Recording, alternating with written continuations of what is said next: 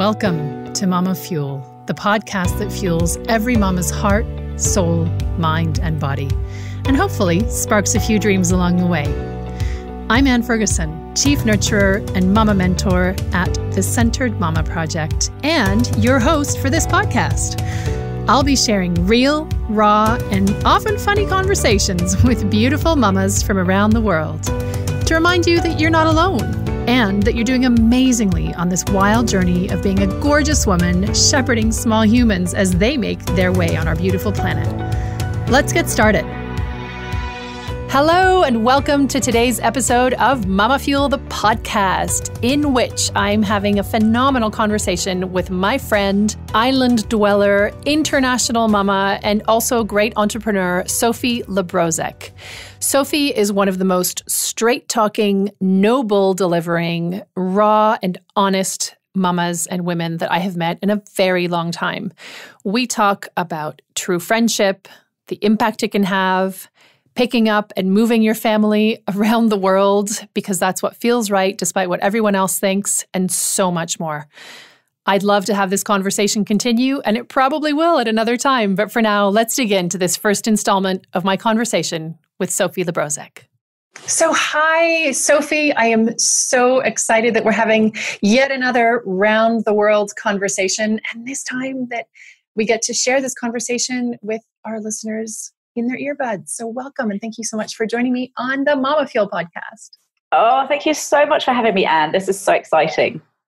Well, we have had some really interesting conversations about lifestyle and about choices as women and about choices as moms. There's so many things that we could talk about, but I think it would be really interesting for everyone who's listening to learn a little bit about your family, where you live right now, because it's pretty unusual and exciting and dream-inducing. So why don't you tell us a little bit about that? Okay, so for those who don't know me, my name is Sophie Le Brozec, and don't be confused by the exotic sounding name. I am a Brit who just happened to marry a Frenchman and take on his exotic sounding name. And so I started my parenting journey in France in 2006.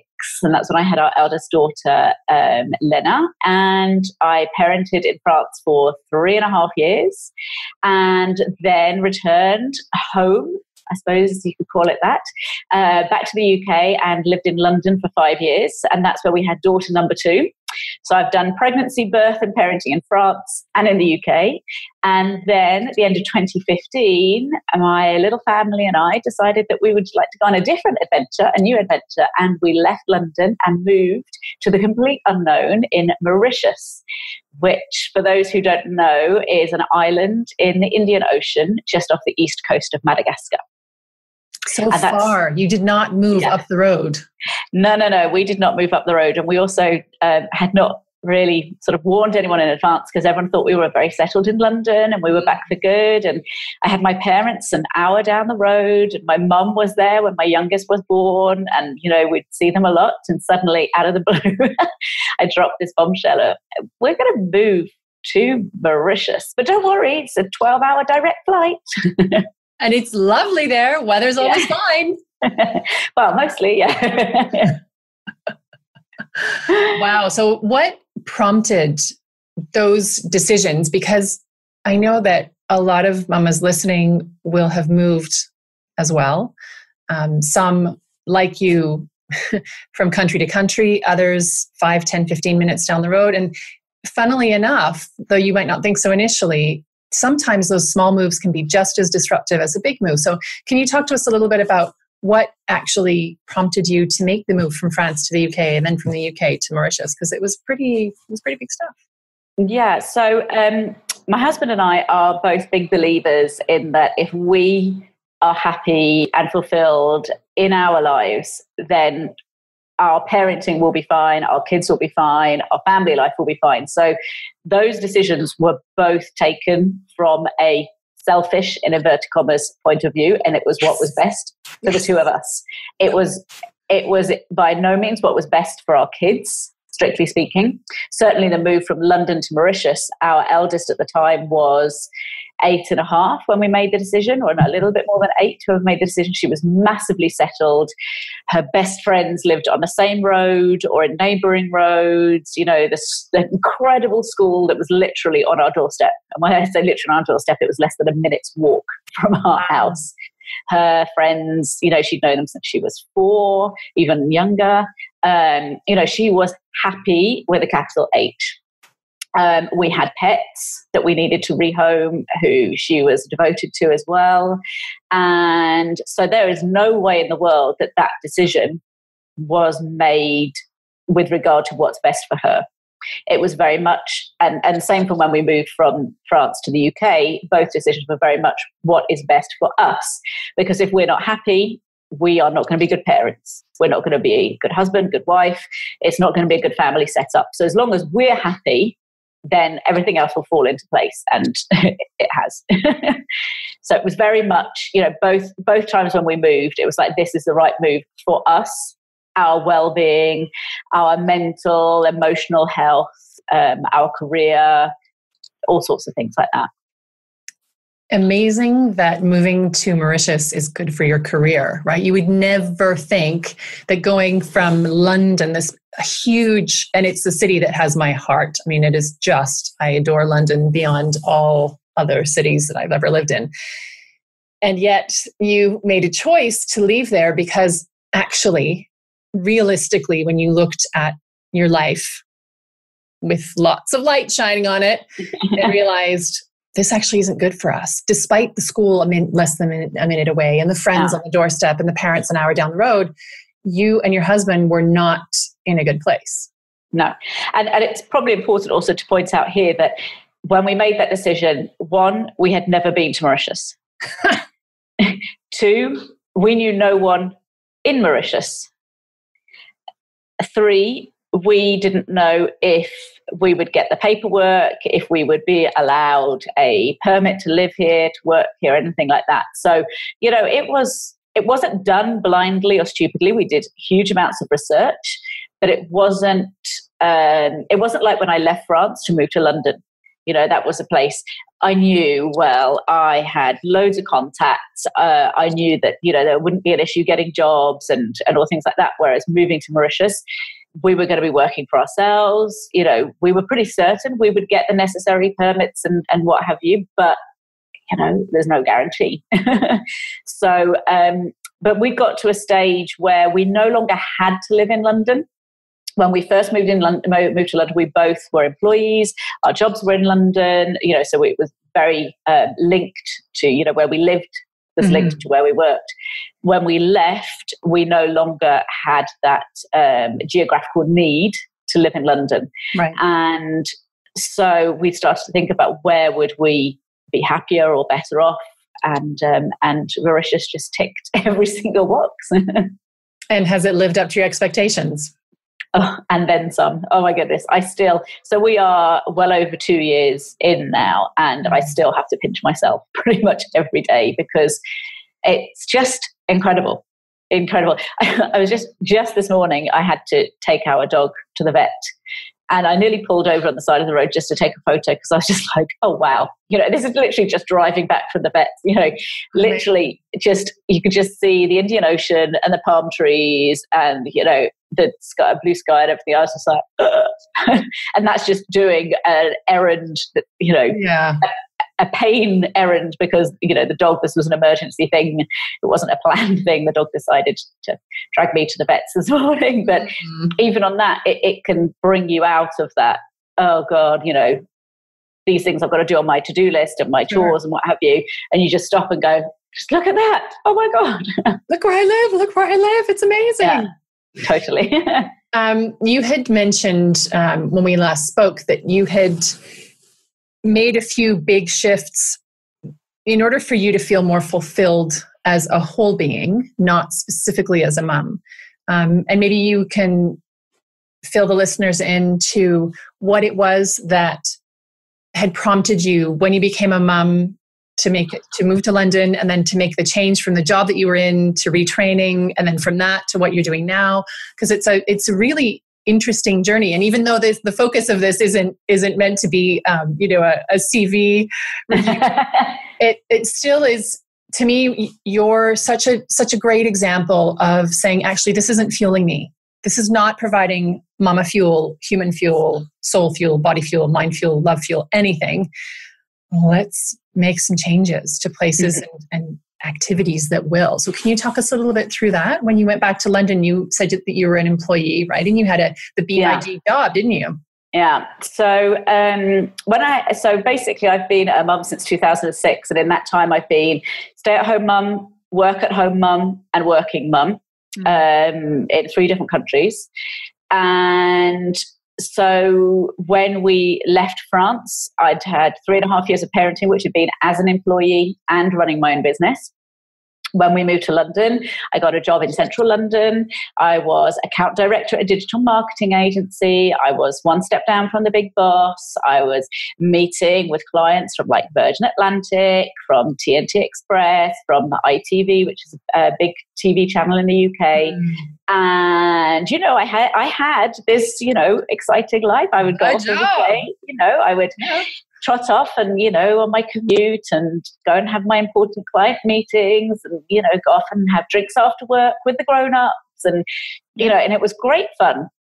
And then, and that did fuel my soul for a certain amount of time. Yeah. I loved it. But then when, we decided to have number 2 and then number 2 came along, I was like, hang on a minute, doing that with a 4 and a 5-year-old is very different to doing that with a small baby or a toddler. And so it's funny because, the way we convince ourselves that everything's going to be okay and, we're all fine. And so I convinced myself I'll go back to work when the baby is 6 months old and that'll be fine. And I will express my breast milk and that will be fine. And this is totally doable. On the tube.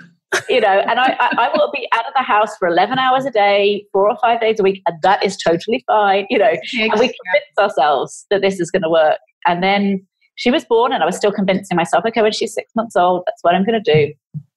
And then as 6 months, crept around, I started looking for nannies. And then I was like, oh my God, I can't do this. I cannot do this. But then I was like, but what do I do? Because anyone who knows London or has ever lived in London knows that you need to have money coming in. Yes, you do. And not little money. Not money, real money. Yeah, proper money. And I was like, okay, so I can't just not work. That's not going to work. But equally, do I want to go back to this work that I was doing before? I don't think it is going to fuel my soul. Yeah. And every part of me, now that I'm a mum of 2, now that I've got a little baby, now that I'm breastfeeding, now that I feel so differently. And I am a big believer in there's always a way to make it work. There's, you're always going to figure it out. Like growing up, my mum would always say to me, if I'd say to her, I want to do this, that, the other, she's like, okay, go and do it then. Figure out how to make it work and do it. Make it work. Yeah. Such an important lesson. And so, people would say to me, but you can't, you're either going to work or you're not going to work. There's no middle ground. I was like, no, there's got to be. There is, and I will find it. And so I started thinking, what did I want to do? I wanted to be with my kids. How could I do that? How could I make money at the same time? And I decided to retrain as a childminder. And, you can imagine the reactions from people. So I was going from this super duper job, the big, not the big cheese, but, fairly high up there, to, saying I'm going to be looking after kids. And, I got comments, you're going to spend your whole time wiping bums and snotty noses. Is that really what you want to do? And I was like, well, at this precise moment in time, yeah, it is. That is what I want to do. And I already had my parenting blog, which I had started around the time I got pregnant with our second. So I was like, well, as long as I've got that to stimulate my brain, then that's good. And so I then did this whole childminding thing for a few years, kept my blog going at the same time. I wrote a bilingual children's book at the same time. So I've made sure that, my brain was still ticking over and, it worked out perfectly. Fabulous. And then because of different things going on in the family, you thought, now London overall isn't the place that we want to be anymore because of all of the reasons that you've mentioned already. And so you made this decision. Yeah, go ahead. So also when I made the decision to become a childminder, so my husband was still working as an employee. So we were still stuck with, we need to be in London for that. But over the time that I was childminding, he then left work, was running his own business and doing various other things.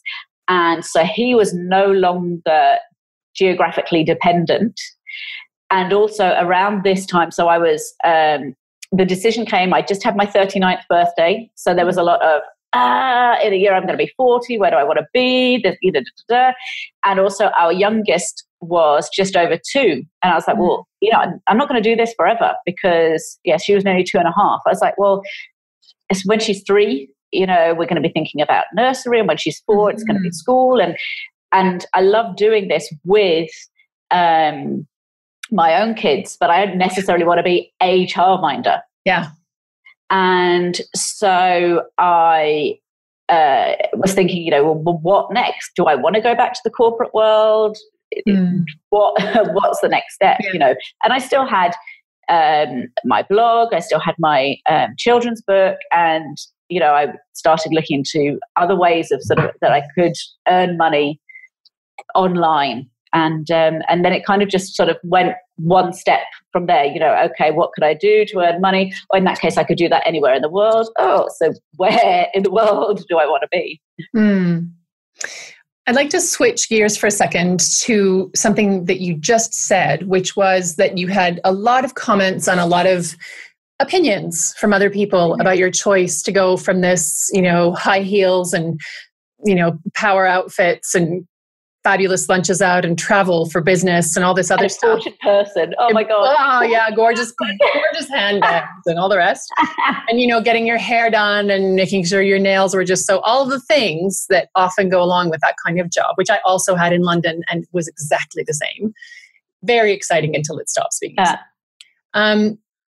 Can you talk a little bit to me about your journey of, it sounds like you've always been pretty confident in knowing your truth and in knowing what feels good to you and in what is going to work for you, despite all of the opinions and despite all of the judgments that other people can dump on you, the other stuff that people can dump on you. Can you talk to me a little bit about that and how that's played a role in your life?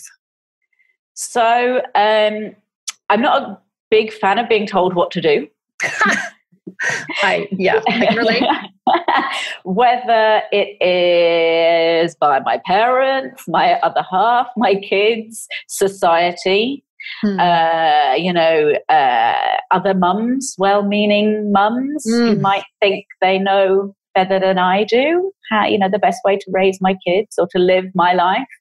And I've never been afraid of stepping off the beaten track if something looks like it might be more interesting, in the woods to the side. Yep. And I also am a big believer that things will work out. And if they don't work out, then I will change direction and we'll see if they work out in that direction. And one of the things that I teach women on one of my online courses, which is my Life Reboot Camp course, is when we're talking about decision making, which is such a big deal for women, because you don't tend to be decision making for yourself, but you're decision making for lots of people. All the people, all the things, all the time, all the decisions. Yeah, so it's really scary about what if I make the wrong decision, because I will be blamed, and there's a lot at stake. And I tell these women that when you make that decision, it's not it's do or die, make or break. It's, we'll try this. And if it doesn't work, then you're going to do what your sat-nav does when you're driving, and you'll go recalculating. And you're not going to suddenly put the car in reverse and head back to where you were and then go down the different path. You're going to recalculate from where you are now and then take that path, whatever seems to be the right path at that stage. So part of the London decision came about because when we had our eldest in France, my husband and I decided to set up our own business because, having your first child is not tiring or stressful enough. At all. So we decided that we would launch a business together, the two of us, at the same time, with a mortgage and a first baby. And, that would was going to be a great idea. And funnily enough, it did actually work out okay somehow, until a global recession hit. Because, no matter how well you prepare these decisions, and no matter how much you've prepped and made sure everything's going to be okay, and, nothing is going to go wrong, there are so many things outside of your control, like a global recession. Most things are outside of our control, really. Yeah, and we were working in luxury travel. So what happened with the global recession? Well, travel went all a bit wrong, and luxury all got hidden and went underground. So fortunately, we kind of saw this coming and got out before it went too crazy and before we lost a huge amount. But it did mean that we had to do a big recalculating. We were not going to be able to go back to the jobs that we'd left behind. Right. We needed to leave the house that we had newly bought, and we were going to raise our family in for years and years and years, our forever home. We had to leave that. Not because it was being, taken by the bank or whatever, but because we made the assessment of this is the right move now for us. And we ended up getting jobs which didn't make our hearts sing in any way, shape or form, but you've got to pay rent at the end of the month. Yep. And, so we made a decision that, in inverted commas, failed. And so we did it recalculating, and we went down this other path. And so then, we were doing jobs that we weren't particularly happy with. And it was around this stage that we were like, okay, what other options do we have? France, where we were living in the south of France, you were very limited job-wise. So we could have gone to Paris. And I said to him, well, if we're going to go to Paris, we might as well go to London. We know no one outside of the south of France in anywhere else in France. So let's at least go to London, where my parents are down the road. Yeah. There are going to be more opportunities and what have you. So that whole move came about because, something went wrong and we had to do this whole recalculating. And that was very much we are not good here. We are not happy here. This is good for no one. Yeah. But we don't know if London is going to be good. My husband had only ever lived in the south of France and California, places which are not known to have the same climate as London. They are not, no. He'd never lived in the UK before. I had contacts and friends there. He knew a few people through me, but, how might it work or not? And it was a great unknown. But sometimes you've got to say where we're at now isn't working. And you just got to say, well, let's believe that this will work. And there will always be people who are going to tell you you're making the wrong decision. Because they know you so much better than you know yourself. It's a community service. It's kindness, really. So, so anyone listening thinking, oh, I couldn't do that because people are going to tell me this, that, the other. Don't worry. I was judged and I heard opinions in my face. I had lovely people who didn't hold back in sharing their opinion and their knowledge with me.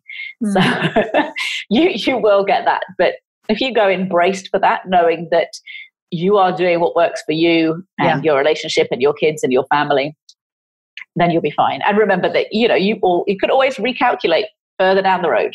So true. And the thing is that living our lives guided by or contained by the guardrails that other people put in place so that they feel comfortable about our decisions is madness. Because no one else is asking you for your permission to live their lives and to do their things and to make their choices. And so many of us, I find particularly women, tend to worry so much. We dedicate so much energy. And I've been talking recently about mental real estate.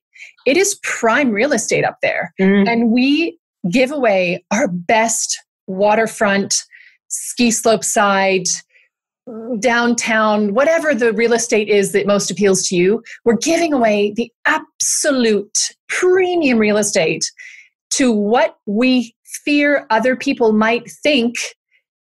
And that's insane, really. It's insane. I was watching Kyle Cease was doing a talk, and he was saying that we live in this, he'll talk about how you can create your own reality and you can live in, you can live your life your own way. And he was like, and then people will say to me, yeah, but Kyle, what about the real world? And his response was, yeah, the real world, is that the one where you sit on your sofa, where you're completely fine and worry about all the things that could go wrong, and then start to plan contingencies to fix all the things that haven't happened but that might go wrong. Just in That's case. the real world, right? And this is how we often, and to hear him say it, I was playing it with the girls. I actually was playing it at dinner time a couple nights ago. And we were having a conversation about how insane it is that we listen to the stories that we make up in our own minds and then guide our decisions and our emotional state as humans, as daughters, as sisters, as wives, as friends, right? The friendship circle is really, really important. And that we allow this, the fear of being cast out from our tribe. And this is something that Brené Brown talks about a lot. She says that there is the greatest danger, the greatest threat for any person is being cast out from the tribe. So we will do anything, like humans will do anything at a very primal level, like insane, crazy things, like stay in cults when they know they're not right, or, you know, take actions that they know are wrong or don't resonate with them or don't work, like big, huge, like I'm talking big bad action, because of this terror of being cast out from your tribe. And so having the inner knowing to stand in the face of all of that stuff that was coming at you, never mind all the stuff you didn't hear that was happening behind your back. And but don't worry, you can imagine that, and you do spend your time imagining it. With the real estate, giving away more real estate, right? Not just... I'm sure that look meant that exactly what she's saying in her head or behind my back is, you convince yourself.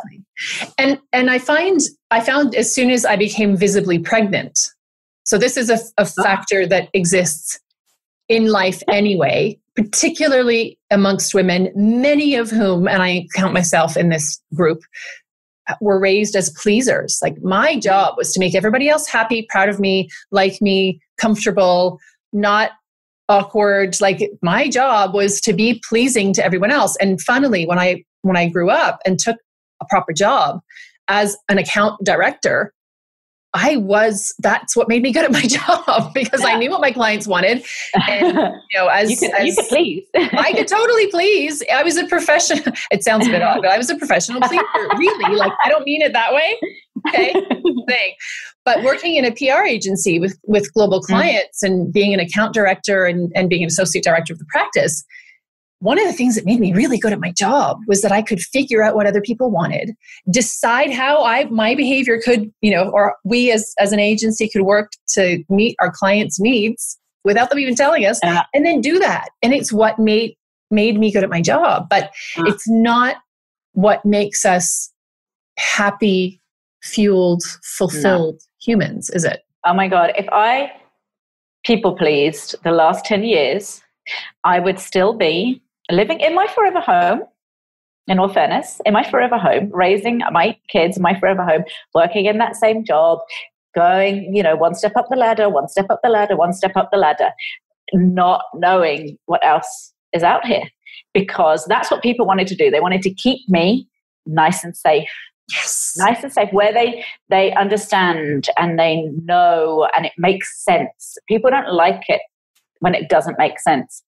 And I remember when we were in London and we announced to people that we were going to move to Mauritius, and that really got people's backs up. I mean, massively. And I remember one guy, and this is a guy, this isn't even a woman. He was like, well, if it's that easy to move to Mauritius, why isn't everyone doing it? Fear. And I was like, well, it's not that easy, but, you know, we happen to fit a lot of the criteria. And two, you've got to put yourself out there and look into it and decide, you know, what sacrifice am I going to make and how can I make this work? And we are also well aware that we may well sell up everything in London, the contents of our 4-bedroom house, and move to this island, and it might not work out. It might not be what we're looking for. They might not let us stay. And we might end up having to come back to the UK, tail between our legs, and have to start from scratch again, because we literally have about 23 kilos of belongings each. Yeah. But we are prepared. We are prepared to take that risk because we have analysed the risk and we are pretty certain the risk is fairly low, but it's a risk we're prepared to take.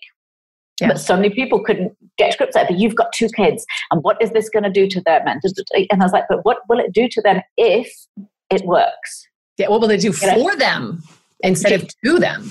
Do you know what? My youngest, she swam unaided. I mean, completely unaided when she was 3 years and 1 month old. Wow. And she is now 5, and she can swim a length of a swimming pool, front crawl. Wow. Because of what we're doing. I have taken them swimming with dolphins in the wild before school. Like, jump off the side of a boat and swim alongside a dolphin. You can almost touch it and it's coming to play with you and what have you. Have a quick shower and I will drive you into school. As you do. If I had not taken the risk of destroying my kids and ruining their lives, I would have not have given them this incredible life. Yeah, completely. Or given me this incredible life. Yes, exactly. Totally. And this piece about having other people having their opinions and thinking their things. Can we go back and tie in with Brene Brown? We were talking earlier about opinions and talking about being cast out. And one of the main tools, if I can call it that, one of the main pressures that we feel is shame, right? That people will use shame, exactly what you just said. Like, what is this going to do? What are you doing to your children? Like, they're shaming you about a thing you haven't even done, about a decision. You are a bad mom. You are a bad mother because you are putting yourself first. Shame, shame, shame, shame, shame. You're going to ruin them. Start saving for therapy now. I mean, frankly, like, let's just all start saving for therapy, right? Because whatever this imagined perfect mama is, she doesn't exist. I've spent not 11 years, but I've been a mom for 11 years. And I would say that my fear of what other people would think as a result of being a professional pleaser, not in the way it sounds, as a lifelong pleaser, I should say, as a lifelong pleaser, my fear of what other people would think and what other people might say, not even what they actually said, and they actually may have thought, because I don't know, has affected a good part of the parenting journey. And we toyed for a while with moving to Indonesia, as you know.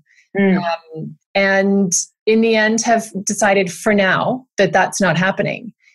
And that piece of what would other people think and what would it do to our children is such a deep conditioning that having those conversations of, but what would it do for them? And what would it do for us? And what would it do? Like, it takes work, doesn't it? Because that shame piece is and you get it shoved down your throat.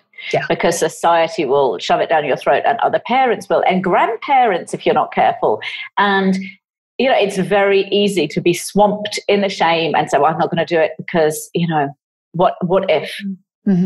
But, I look at us now. I look at us as a couple, I look at us as a family, and I look at us as individuals. And it's beyond my wildest dreams of how it could have been.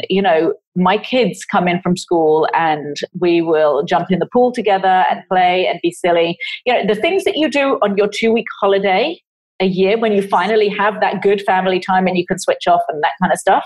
Yeah. That's called Tuesday afternoon. And I think if I'd given in to those people who wanted to shame me into being a better parent, and not being so selfish to my own desires, then my kids would have still come home from school to stressed out parents who are trying to rush around and do everything, and they would have just had those 2 weeks holiday a year where we try and make up for the other 50 weeks where we're running around like crazy people. Now, don't get me wrong, I am still shouty mummy. Just because life looks good, I'm still shouty mummy because my kids still go to school. They still have to be got up in the morning and they have to be dressed for school, strangely enough, and they have to have like a packed lunch and things like that. So obviously I'm still shouty mummy, but not as much. And it's much easier to rein it in. When you are happy, it is so much easier to to deflate shouty mummy faster. Yeah. My husband once came to me and said, I've just been reading about sleep deprivation. And this is how they describe people who are sleep deprived. And as he started going down the list, I literally felt my whole insides sink down to my heels, because I was thinking that, and when I have those moments of impatience and I bark at my children, which I had never done in my entire life until I became a mother to the two humans I love more than anyone else in the world, right? Of course. And hearing that description of sleep deprivation and what it does to a person's character and behavior and responses was such a shock. On the one hand, it was, oh, you mean I'm not just a crap person for being imperfect, right? So it was like, it's not my fault. Well, I'm not going to bed early enough. I still, recently have been back in this lifelong habit, just like pleasing, staying up as long as possible to do as many of the things and talk to as many of the people, right? It's still, these lifelong habits persist, and breaking those habits is not necessarily something that happens just because you go away. We went to Indonesia on holiday when we were thinking about moving there, and you still are with the same people. You're still with, like, wherever you go, there you are. Yeah. That book. And you're not going to escape that person and those kids and, those personalities and behavioral traits and what have you. I can tell you can swap the French Riviera for London. You can swap London for a tropical island, described as the place that heaven was based on by Mark Twain. We're not talking. This is not hardship. And I know a lot of people who are not happy here in Mauritius in their relationship, because it's still the same relationship. It's still the same family setup. Yeah. Just because you've swapped like concrete streets and grey skies for, white sandy beaches and blue skies, it doesn't change who you are. It doesn't change who the other person is. Yeah. So, that is just something that people, the problem is as well, so many times we hear in the media that this is going to change it for the UK. You have programs like Escape to the Sun or whatever it's called, and you are promised that whatever problems you have now, it will all be solved. As soon as you change geography, everything's going to be so much better. It's a lie. You got to fix it here inside first before you move.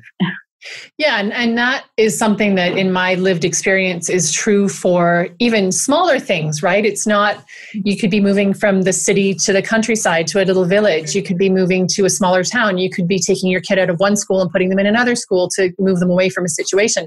The learnings that we have to learn, the experiences that we're having, we're going to have them anyway. And so, as you say, the true work and the true way to find the fuel for your soul and for your heart and for your mind and for your body too is to do the things we don't want to do, which is to turn inside and to really inquire as to, well, how is this serving me and what am I doing? And not, what did that person do that made me, my child made me yell at them because they were doing this, or my husband made me angry or sad or upset because look inside. We are very good at blaming other people and seeing ourselves as whiter than white and victims, right? It's easy. And poor me. Yeah, poor me, because this happened to me and I didn't have any say in it and what have you. And it's a dangerous path to go down. Yeah, and it's also hand in hand, the poor me, and it happened to me, goes hand in hand with it's about me. So I'm at time of recording just writing some emails to the community, the Centered Mama community, and talking about some of the 11 lessons that I've had, the sort of illuminating lessons, the relieving lessons that I've learned that I've had to unlearn along this path of motherhood, and that's really one of them, right? I've completely lost my train of thought. Yes, to do the inner work, because it's not, I think that things are about me when my kids do certain things. I don't think it consciously. I don't go, it's about me that they're whatever, or it's about me that my husband is whatever, or it's about me that my friends invited these people and didn't invite me. No, it's all the stuff is about other people. That includes their opinions about you as a human being, about your size, about your weight, about your appearance, about your choices, about your children, about their behavior. But none of that is about us. And it's such a relief, albeit temporary, when you get it, because it's not something you get and then it's done and dusted. But it's such a relief, isn't it, to realize that, oh, actually, all of the things, without exception, are not about me. The only stuff that's about me is in here and in here, in my heart and my head. That's it. Exactly. What a liberation. Exactly. No, definitely. It's so important to be aware of that as well, because once you're aware of that, you can do the work on yourself, and then it gives you so much more freedom, because then you stop caring what other people think about you, and you stop caring about what other people are saying, or whether they might be judging you, and whether this is the right thing to be doing. Yeah. And it's brilliant now. I mean, for a long time, I was really worried about what people were saying and what they were thinking, and was I a bad mum, and what have you. And now I love it, because I don't care. I look to my kids to decide if I'm a good or a bad mum. I don't look outwards. And, I look at what my husband thinks of my parenting, because we're doing this as a team. Yeah. And that's the judgment. That's the feedback I need on my parenting, not what someone thinks when they happen to see me out when one of my kids is having a temper tantrum. Yeah. That's just one small part, one small insight into our lives. And you can't judge someone on what you see in a supermarket queue. Yeah. Which brings me back to the real estate idea. It's not only that we need to not worry about what other people are thinking of us, but we can also free up a whole lot of mental and emotional and energetic real estate by not having opinions about other people either, right? About other moms and about yes, of course, other people's behavior is going to trigger certain feelings and reactions in us. It is not their fault. And we don't know what goes on. Obviously, there are dire situations where some really awful things are happening, and you can feel that. You can feel that in an undercurrent that is beyond, words and what you see. It's what you know. But otherwise, the amount of mental and emotional and energetic energy, time and space you can free up is, oh my goodness, what could you do? What could you do? You as a mother, as a woman, as a whole woman, what could you do with all of that time and all of that mental space and all of that energy that goes to worrying about what other people think, trying to make other people happy, and having opinions about what other people are doing, saying, or thinking? Exactly. Imagine what you could achieve or create or put out in the world. Yes. It's certainly something I've worked on a lot in the last 10 years, and even more so in the last 5 years, I would say. And it's something I try and teach my kids as well. And I love it, because my eldest will say to me, she's now 11, and she'll say things like, is there any bullying going on at your school, or what happened? She's like, oh, there are some kids that kind of pick on others. And I was like, oh, where do you fit in that? And she's like, oh, they try to pick on me, but there's no point, because it just sort of falls off, doesn't, I'm like Teflon. I taught her this quite a long time, it's literally, it's not thick. And so they don't bother. And so I love that, she's 11 and that she's already like this. And, all the kids in my class have a mobile phone. And and I don't think I want one just yet. I'm like, okay, that's fantastic. It's, she's not in this me too, because I have to please, and what will people say, and what will they think if I'm not fitting in this perfect mold. So I love that, because then I think that's something it took me years to learn and feel comfortable with, and it's still a work in progress for me. I can still have a dip and think, well, everyone's judging and everyone's talking and what do they think. But for her to already be at that stage now, and the youngest, seems to be following in the same path as well, but she's a lot younger. I just love that they can already be in that. I'll do what I want in a bad way, but I'll go to the, dance to the beat of my own drums. And I'm like, yay.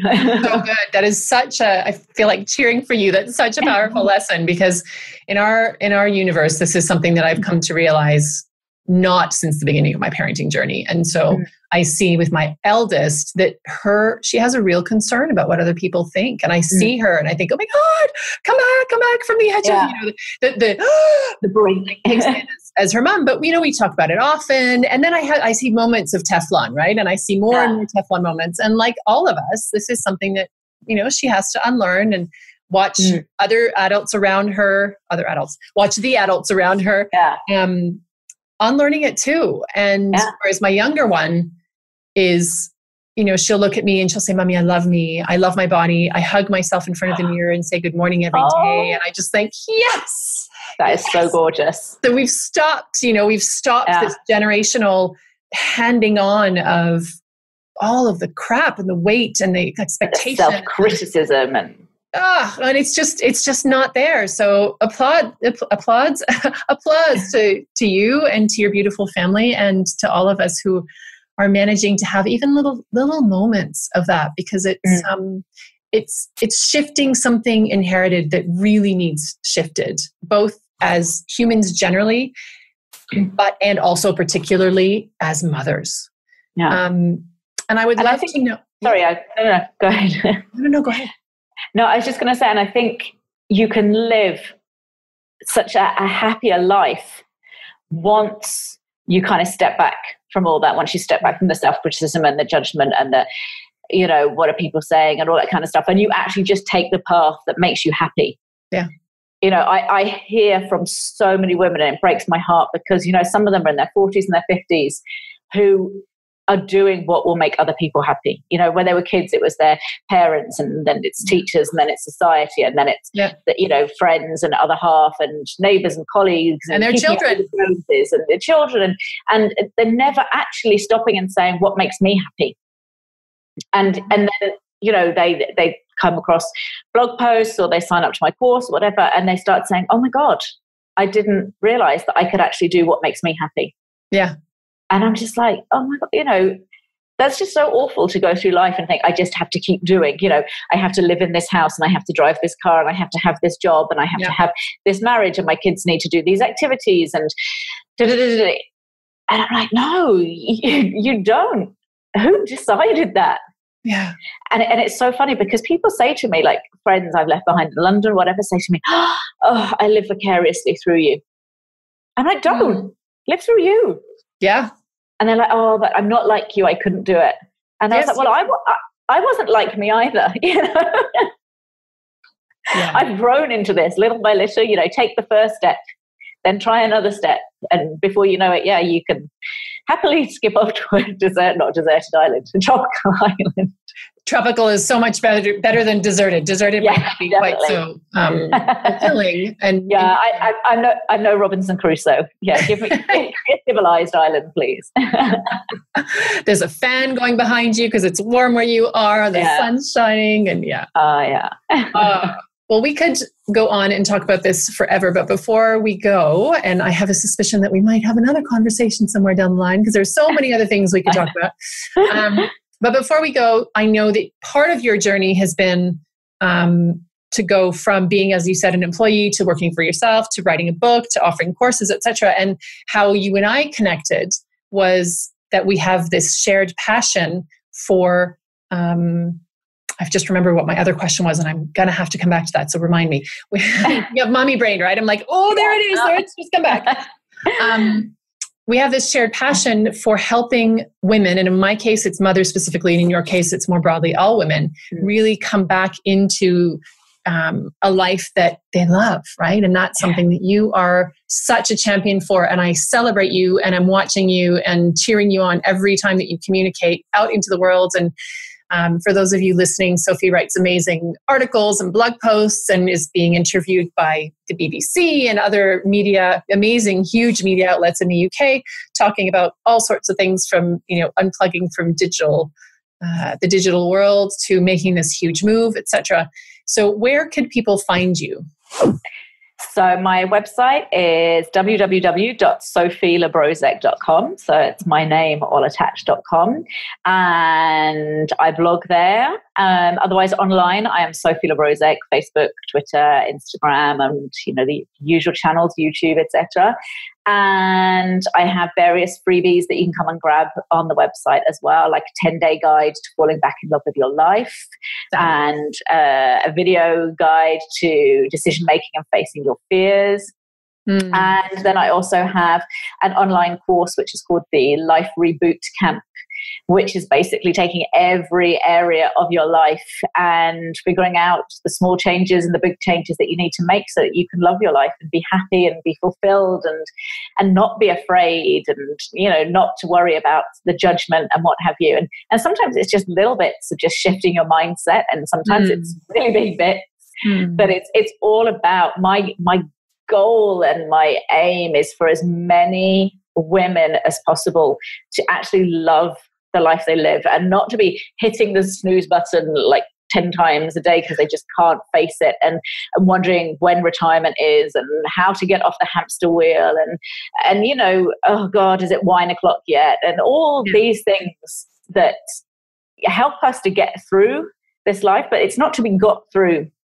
I've had several instances in my life where I've lost people who I'm close to, and lives that have come to an end too soon.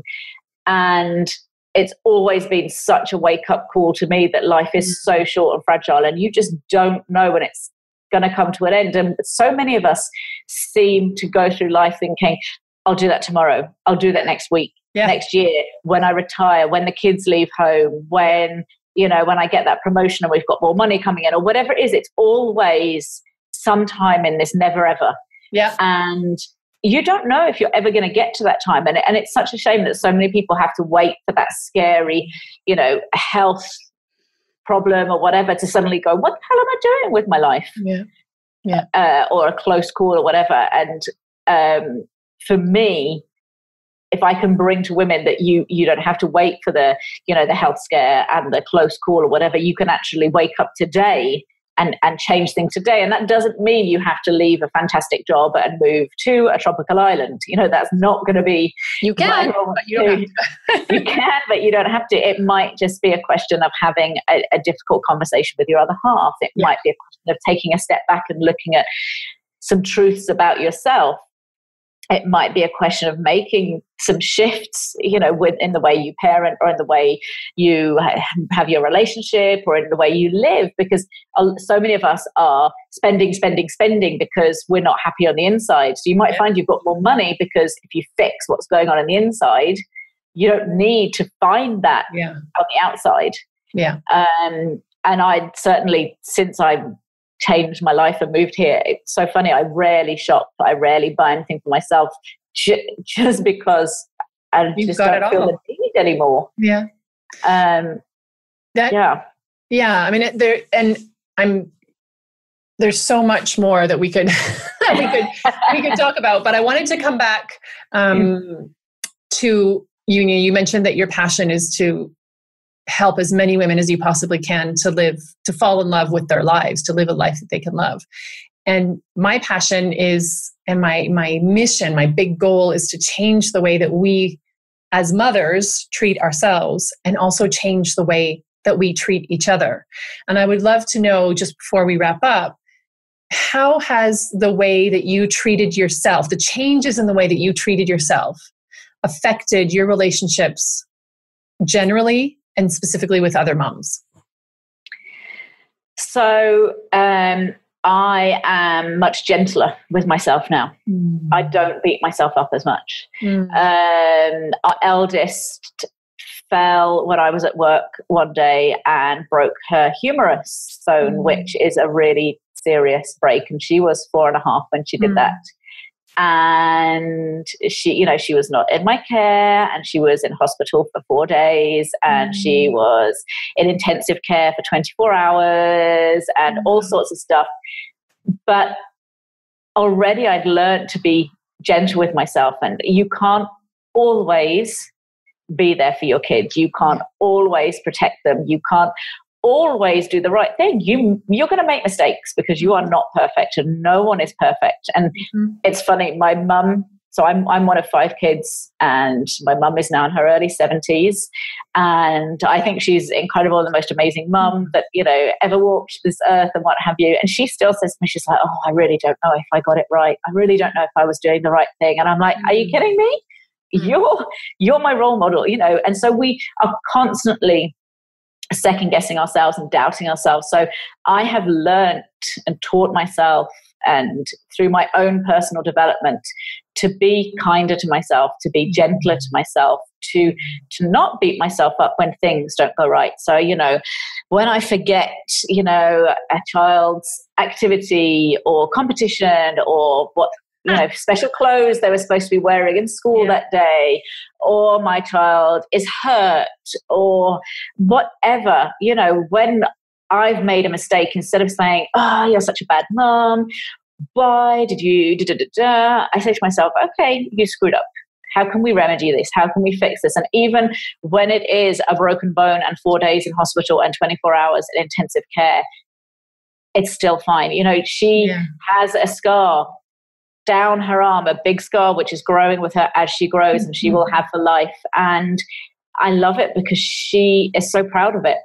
She's like, this is my scar, and this is what makes me different. And, and she has never once even come close to saying, Mummy, this is your fault, or, because you weren't there or whatever. She, she rocks that scar, and she went through hell. She was on morphine and she was screaming torture style, but she doesn't blame me. So there's no reason for me to blame myself. So it's all about being kind to yourself and gentle to yourself, and to understand you are doing the best you can with what you have today. Yes, exactly. And with whatever and with whatever you have, you are doing the best you can. So don't beat yourself up over it. And I found that I'm a much better wife and mother as I've learned over the years to be gentler and kinder to myself, and to not beat myself up when I screw it up, because I'm not then attacking other people around me and say, well, it's your fault because, because I can't accept that for myself. Yeah. And so I'm a better wife, I'm a better mother, and I think I'm a better mommy friend as well, because my friends will say, oh my God, I did this, or I screwed up here or whatever. I'm like, no, you're fine. And also, it doesn't matter if your child sees you crying, because then they know you're human and that you can't do everything, and you are not a machine, and you are not perfect. And it's great for them to know that you are not perfect. What a relief. What a relief. And it doesn't matter if you shout at your kids, every now and then, and sometimes more now than then. Your child needs to know you are not perfect, and that they've pushed you. You can't be Mary Poppins all the time, and it's not good for your kids if you are. So I think as a community of mums across the world, we need to be supporting each other and saying, you're doing a great job with what you have and what you know and who you are. You're doing a great job. And it doesn't matter if your kids had breakfast for dinner in front of the TV. Nope.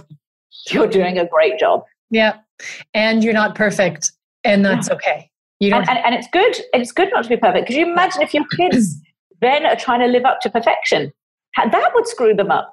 It totally does screw them up, because if you have, I grew up certainly with parents who loved us without any question, but there was this constant self-aggression of, I can't, and I remember hearing my dad particularly saying, I can't believe I did that, and sort of ruminating and being angry at himself, and really struggling and suffering through decisions that they were over. The situation was done. The conversation had ended hours, days, weeks, months before. And so raising kids when you're in that kind of a pattern means that your kids learn and decide that that's how you have to be. And so it's really a generational thing. And so being able, as you say, to be kinder to yourself and to kind of go, okay, yep. And I'll say to my kids sometimes, wow, that wasn't epic parenting, was it? And like, no, Mommy, it really wasn't. And then we have a conversation about, well, how did that make you feel? Is it uncomfortable? Oh yeah, it's uncomfortable. Yeah. But then all of their big feelings can come out. We can talk about how it made them feel. And then when they have big feelings, there's not a lot of shame around them, because we just talk about, okay, well, wow, you got really upset and that potato you were holding turned into a hot potato and you just started whipping it at the rest of us. And some of us picked it up and whipped it around, and somebody was able to drop it, and then it ended. Yeah.